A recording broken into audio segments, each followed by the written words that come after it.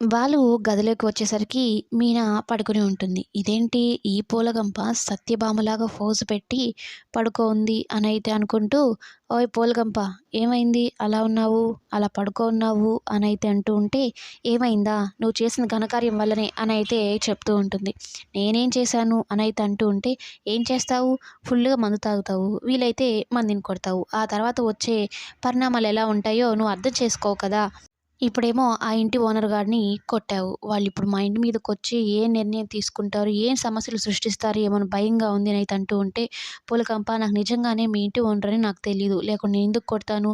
వాడు పిచ్చి కూతలు కూస్తే వాడిని కొట్టాను. మధ్యలో వచ్చి నా బామర్దినే కొడతావా అని తొడగొడుతూ ఉంటే వాడిని ఒక 4 పీకాను" అనైతే చెప్తూ ఉంటాడు బాలు.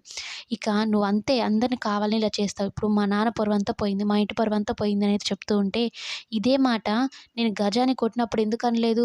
వాళ్ళు నిన్ను ఇబ్బంది పెట్టారు కాబట్టి వాడిని కొట్టినా కామ్‌గా ఉన్నావు. అంతే రచ్చ జరిగింది కదా!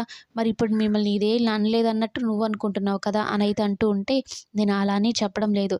కానీ వాళ్ళ బామ్మర్దంటే నన్ను తప్పుగా మాట్లాడని కొట్టావు. మరి మా ఇంటి ఓనర్‌ని ఎందుకు కొట్టావు?" అనైతే అంటూ ఉంటే, "నేను చెప్పేది నీకు అర్థం కావడం లేదా? ఇంకా ఆ గొడవ ఆపేసేయి.